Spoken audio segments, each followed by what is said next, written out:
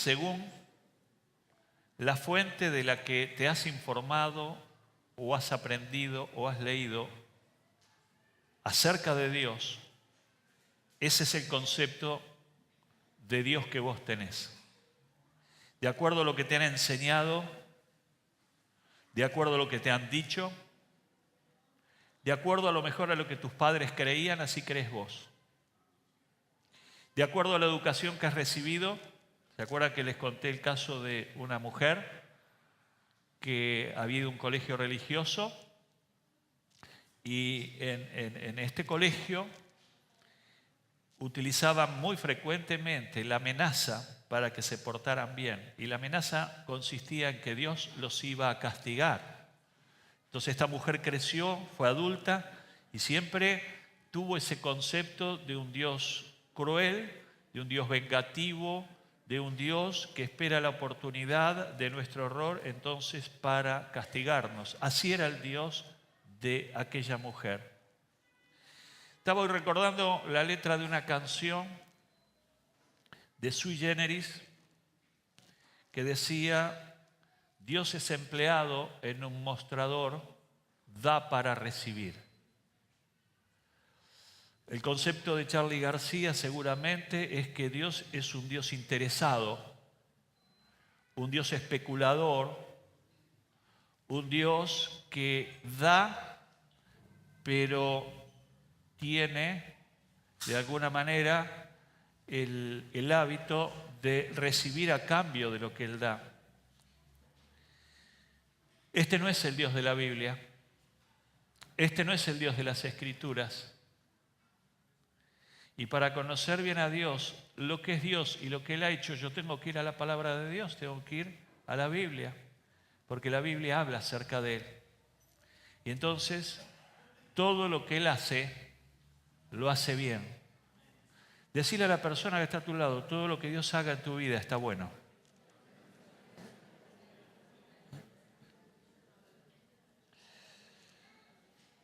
Quiero compartir con ustedes 4 verdades referentes a este tema. La primera verdad es que Dios es el creador de todo lo que existe, de todo el universo, tanto de lo visible como de lo invisible. Muchas veces hemos perdido la noción de la envergadura de la creación de Dios. Nos impactamos cuando miramos el universo y vemos los planetas, las estrellas que pueblan el cielo. Y aunque no hayamos tenido estudios de astronomía, no podemos dejar de admirarnos y de decir hasta dónde alcanza esto, hasta dónde llega esto. ¿Dónde es el infinito del universo? ¿Dónde es el final del universo? Y nos maravillamos cuando vemos una flor y nos maravillamos cuando vemos la creación en los animales, en mariposas, en aves y en tanta belleza que Dios ha creado. Pero hay un mundo invisible, hay un mundo microscópico que nuestros ojos naturalmente no perciben, pero es tan precioso, tan exacto y tan preciso como el mundo visible, como lo que vemos, como lo que apreciamos, como lo que tenemos por delante o delante de nuestros ojos. Así que tenemos la variedad de lo que vemos y la variedad de lo que no vemos.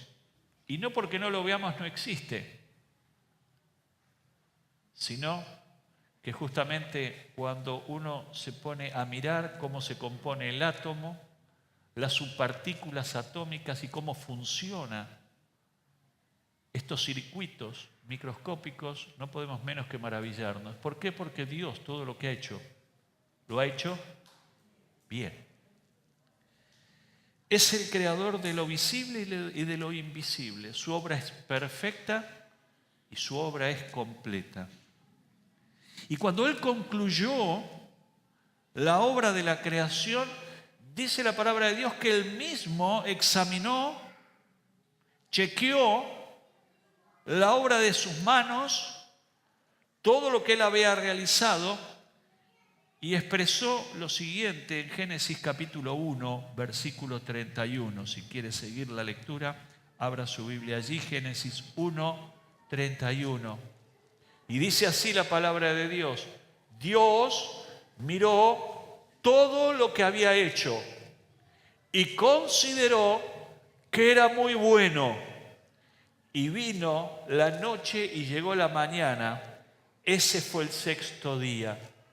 Cuando usted lee Génesis capítulo 1, y los estudiantes de Antiguo Testamento 1 que están cursando en estos días saben de lo que estamos hablando, cada vez que concluyó una de las obras principales de Dios, en el relato del Génesis dice que miró Dios y vio que era bueno. Así que no solamente Dios creó, sino que Dios chequeó, Dios probó, Dios examinó, Dios de alguna manera tomó examen a lo que Él mismo había hecho, a lo que Él mismo había formado. Y luego que ese examen que Él realizó, expresó estas palabras y vio que era bueno en gran manera. ¿Por qué? Porque todo lo que Él hace está bien. Porque es un Dios perfecto, porque es un Dios preciso, porque es un Dios de detalles, porque es un Dios que no improvisa, porque es un Dios que no deja hilos sin atar, porque es un Dios que todo lo tiene bajo control y todo está bajo su mirada. Así es el Dios de la Biblia. Así es el Dios revelado en las Escrituras. Entonces, lo primero que descubrimos es que todo lo que Él hizo está bien. En segundo lugar, los deseos e intenciones de Dios siempre son para bien de nuestras vidas. No solo todo lo que hizo es bueno, sino todo lo que Él siente por vos y por mí es bueno. Dios es un Dios de buenos sentimientos y de buenos planes. Dios es un Dios de proyectos que te tienen en cuenta, en los cuales estás incluido. Dios es un Dios de propósitos. Dios es un Dios de planes para con tu vida y para con tu familia, para con tus allegados, para con tu entorno. No solo todo lo que Él hace está bien, sino todo lo que Él siente también está bien, es bueno. Génesis capítulo 32, versículo 12. Nos dice: y tú has dicho, yo te haré bien, y tu descendencia será como la arena del mar, que no se puede contar por la multitud. Ya Dios había expresado palabras similares. También se lo había dicho a Abraham, y se lo está diciendo a Jacob, y le está diciendo: yo tengo planes buenos, yo tengo planes de bien, yo tengo planes que tienen buenas intenciones con vos y con tu descendencia. Tu descendencia será incontable, será como la arena del mar y como las estrellas de los cielos. Entonces, no solamente Dios hace bien, sino que Dios siente bien. Él es bueno también en su corazón y en sus sentimientos y en sus anhelos y deseos para vos. Fíjense entonces cómo ya comienza a diferenciarse este concepto de Dios de aquel que yo les conté, de aquella mujer que creía que Dios era un Dios vengativo y que siempre está dispuesto al castigo. Y es cierto, Dios es justo, pero no es menos cierto, decíamos el domingo pasado, que Dios es amor, que su misericordia es para siempre, que su fidelidad, cantábamos hace un rato, su fidelidad es para siempre. La tercera verdad que quiero compartir con ustedes es ya ir un poco más a fondo. Entonces tengo un Dios que hizo bien todas las cosas y un Dios intrínsecamente bueno, de corazón bueno, de intenciones buenas. La tercera verdad es que aún las situaciones negativas, Dios las quiere transformar para bien. Nada es imposible para Él. Génesis 50:20.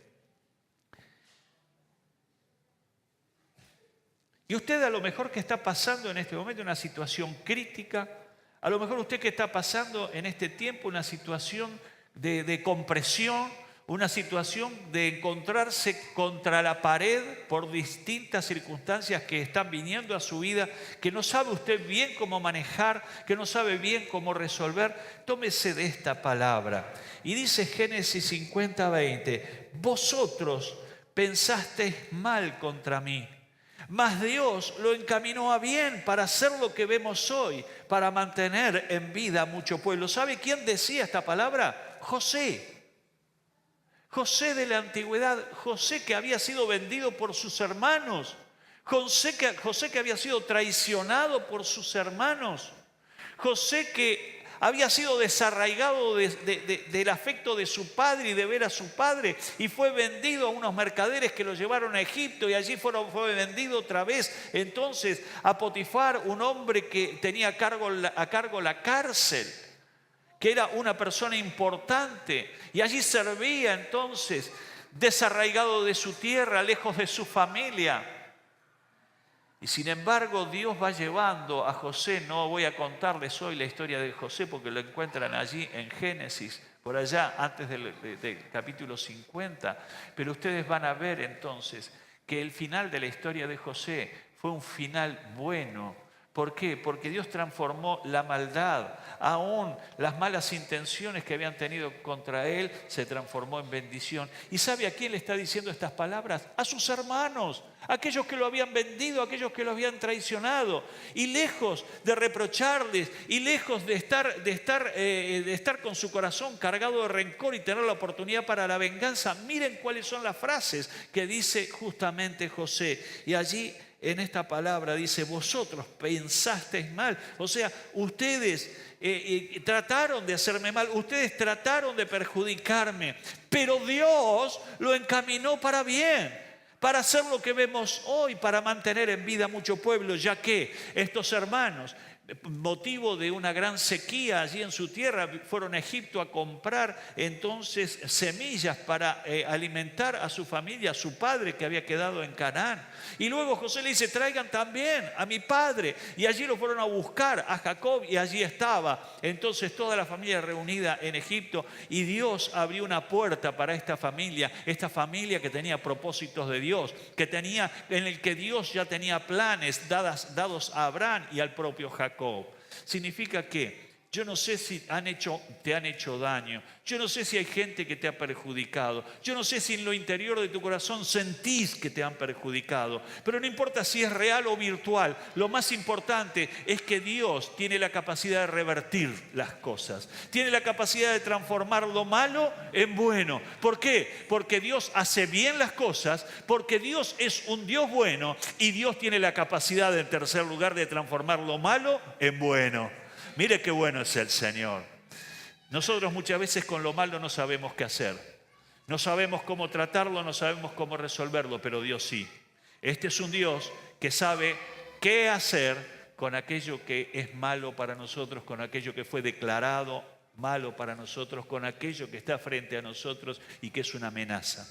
Qué bueno es entonces recordarnos en esta noche que Dios lo encaminó para bien. Cuarto lugar, lo que nos cuesta muchas veces entender es el modo de actuar de Dios. Y aquí vamos un poquito más abajo, o un poquito más profundo. Tengo un Dios que hace bien todas las cosas. Tengo un Dios que sus sentimientos son siempre buenos para nosotros. Tengo un Dios que puede transformar lo malo en bueno, cambiar mi realidad. Pero ahora hay un tema que a veces nos toca enfrentar a nosotros y no lo sabemos manejar muy bien. Es que no entendemos muchas veces cómo Dios opera. No entendemos cómo Dios obra. No entendemos el pensamiento y los planes de Dios para nuestra vida. Y entonces muchas veces nos encontramos descalificados o nos encontramos como perdidos, nos encontramos como de alguna manera desorientados frente a la vida, frente a las circunstancias y frente a los problemas. ¿Por qué? Porque no alcanzamos a entender qué es lo que Dios puede hacer allí. Hay un pasaje en la Biblia que nos vamos a detener un instante. Mateo capítulo 7, versículo 33 al 37. Mateo capítulo 7.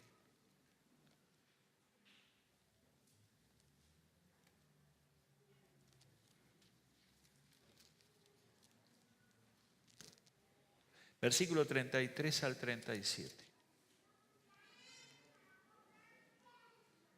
Perdón, Marcos, discúlpeme.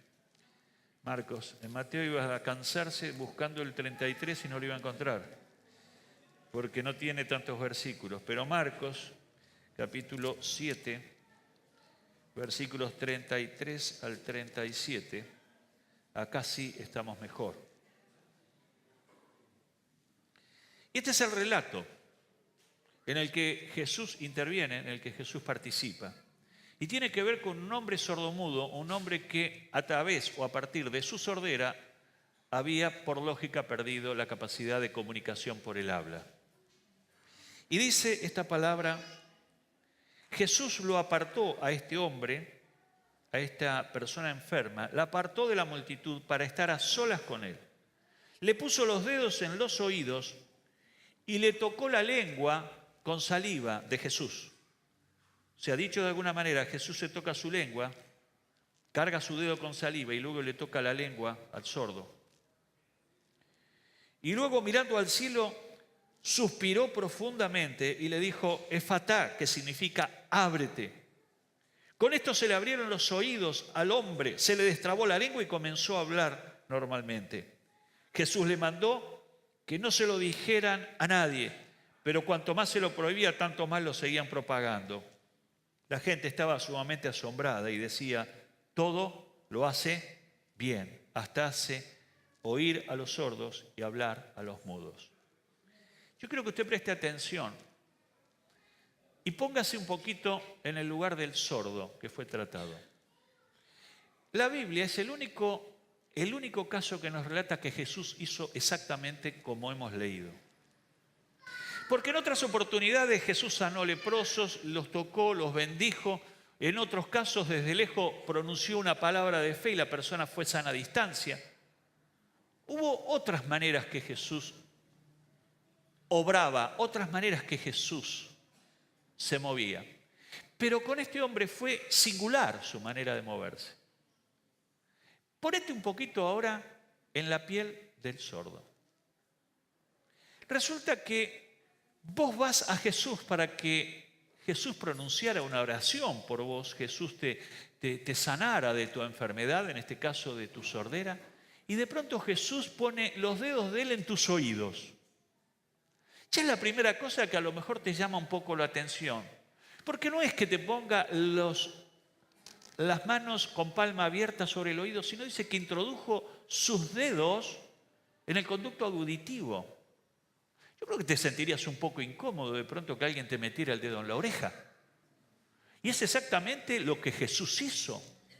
Pero ahí no termina el asombro, sino que como si eso hubiera sido poco, Jesús entonces ahora se unta saliva en su dedo y le mete el dedo en la lengua al propio sordo y le deposita su saliva en la lengua del sordo.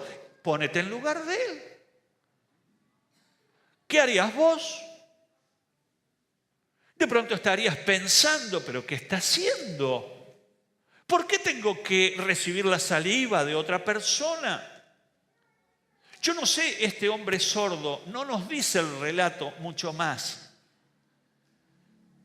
Pero yo no quisiera pensar si eran esas personas pulcras, esas personas que no toman mate con otro para no compartir la bombilla, por ejemplo.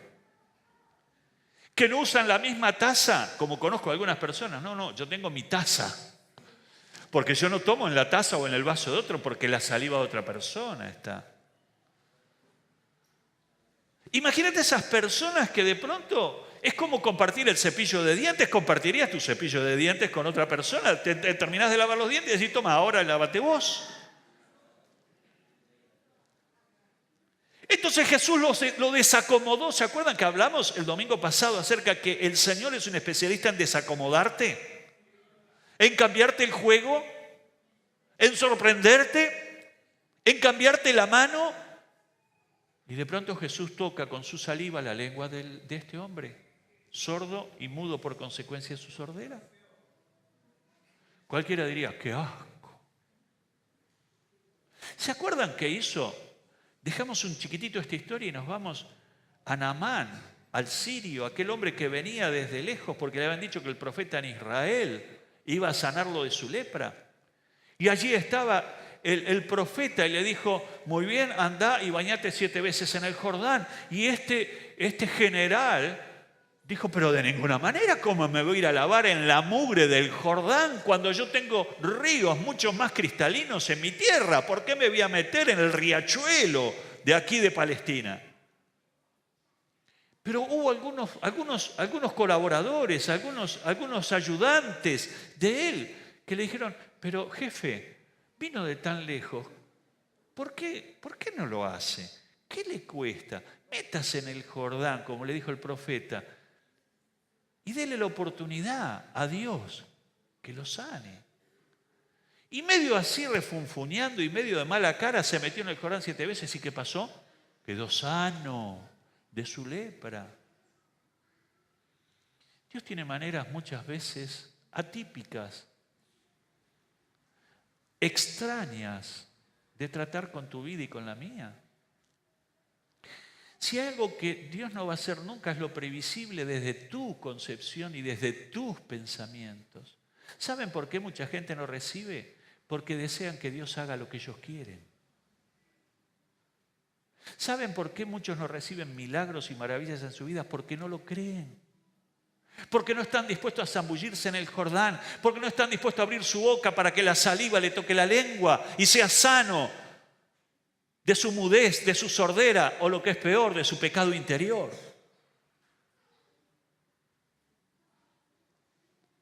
Tratamos que Dios haga lo que yo creo que Él tiene que hacer. Entonces la pregunta, entonces, ¿quién es Dios? ¿Sos vos o es Él? Ah, no, yo no voy a permitir que nadie me ore con la mano impuesta porque a ver si me caigo. Que no me impongan las manos porque yo tengo mi manera de que Dios obre conmigo. Hermano, ¿quién es Dios? ¿Él o vos?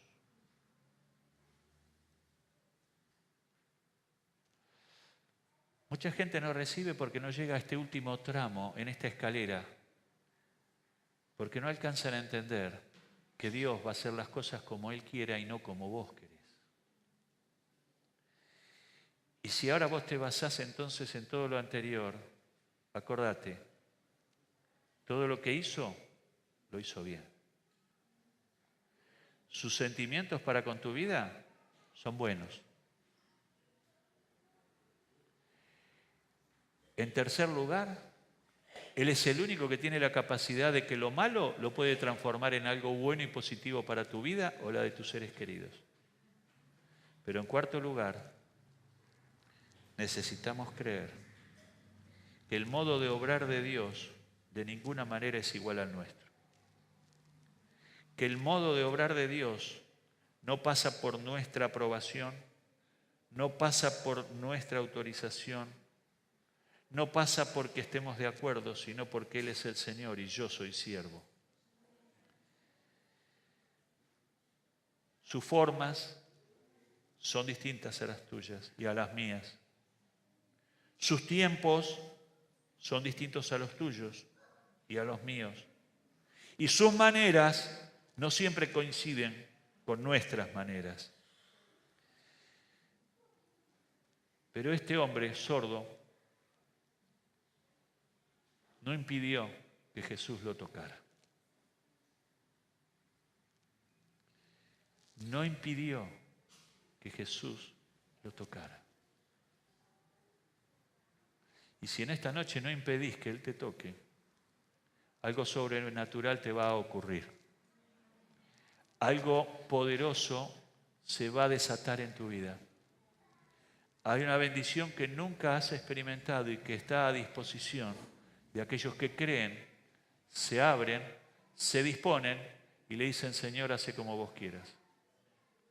No te interese, Señor, si yo puedo estar de acuerdo contigo o no. A mí lo único que me interesa es que vos me toques. Acuérdese, es un especialista en desacomodar, en cambiar el juego, en cambiarte la mano. Jonás había sido enviado por Dios a predicar en Nínive. Y muy a duras penas, Jonás fue, después de todo, una historia. Léase el libro de Jonás, que es cortito, y va a ver la historia de Jonás. Jonás ni por asomo quería ir a predicarle a los ninivitas, porque eran sus enemigos, eran enemigos del pueblo de Dios. Eran una nación sumamente cruel y poderosa. Es como que Dios lo mandaba a bendecirlos y él dice, ¿cómo voy a bendecir a mis enemigos, a los que son enemigos de mi patria, de mi pueblo? Yo creo que los reviente el Señor. Pero después de no entender y se fue para otro lado y lo tiraron por la borda y se lo comió un gran pez, milagrosa, sobrenaturalmente, en medio de la panza del pez ora el Señor tiene misericordia y lo vomita después en la playa. Digo lo vomita porque no sé si abrió la boca o lo vomitó, pero me parece que era tan amargo este Jonás que lo debe haber vomitado.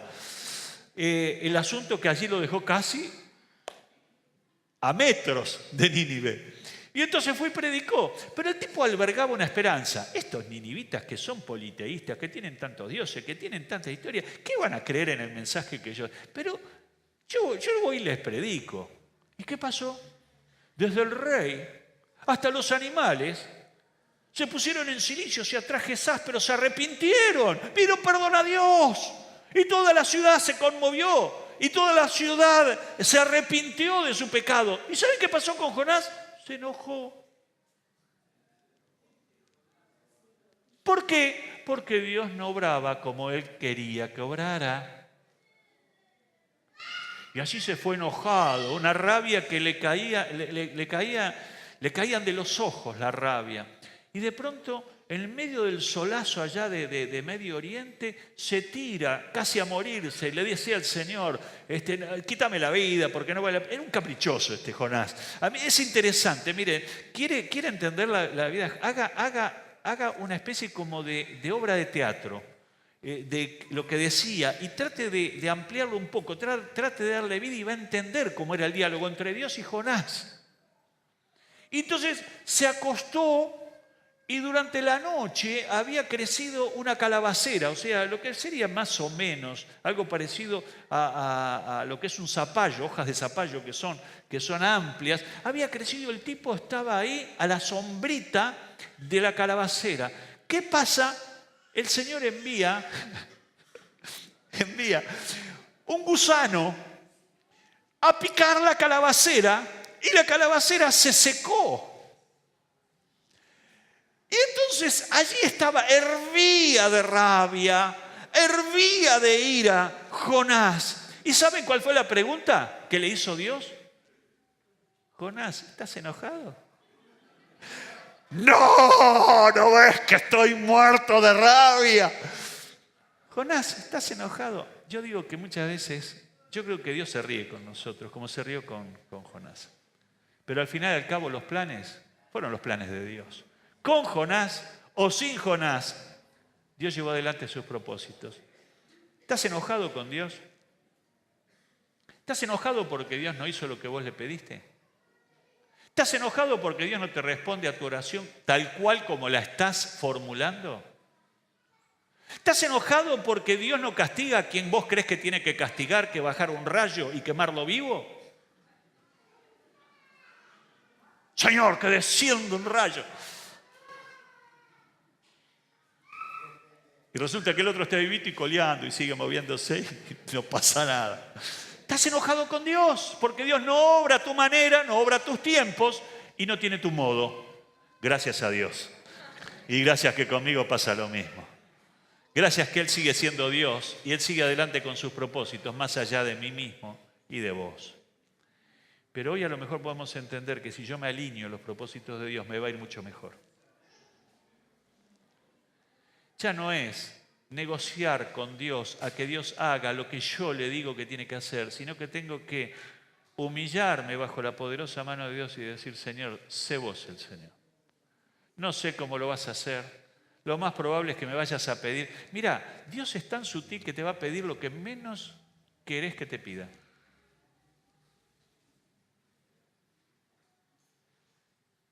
Hay cosas en la mente que uno dice, que Dios no me vaya a pedir esto porque esto sí que no. Te va a pedir eso.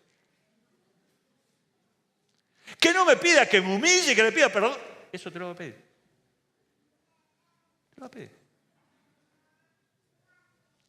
¿Por qué? Porque Él es Dios. Tiene un modo de actuar particular, personal. Y aparte tiene toda la garantía. Tiene todos los pergaminos. Porque todo lo ha hecho bien, porque sus sentimientos hacia vos son buenos, porque es el único que puede cambiar lo malo en bueno, y porque tiene un modo particular de hacer las cosas. Y si este cuarto punto lo entendés, esta noche va a haber un milagro en este lugar. ¿Cuántos están dispuestos a que Dios haga lo que Él quiera? Porque lo decimos fácil. Señor, haz conmigo lo que vos quieras.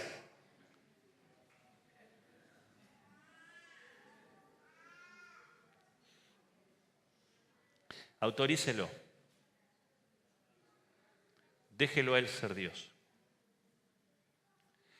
Déjelo a Él llevar la iniciativa.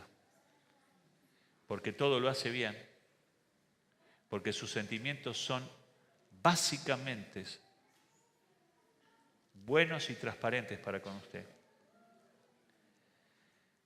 Porque además sabe transformar todo lo malo que le ha ocurrido en algo bueno.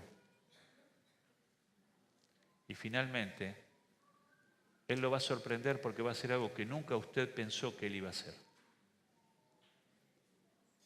Déjelo que Él toque su lengua en esta noche. Déjelo que Él extienda su mano. Quiero concluir con Romanos 8:28. Un pasaje que a todos nos encanta. Pero este pasaje tiene sentido cuando hemos entendido lo anterior. Y este pasaje dice, y sabemos que a los que aman a Dios, todas las cosas les ayudan a bien. Esto es, a los que conforme a sus propósitos son llamados. ¿Sabe qué dice este pasaje? Todo ayuda para bien. Ayuda para bien aún el desierto que estás pasando. Ayuda para bien la soledad que estás sufriendo. Ayuda para bien el trato directo que Dios te está teniendo. Ayuda para bien. Porque la garantía está dada por quien vos sos. Y vos sos un hijo, una hija de Dios. Y los que son hijos o hijas de Dios, todas las cosas ayudan para bien. Lo bueno y... ¿Estás seguro? Lo bueno y... todo es todo, ayuda para bien.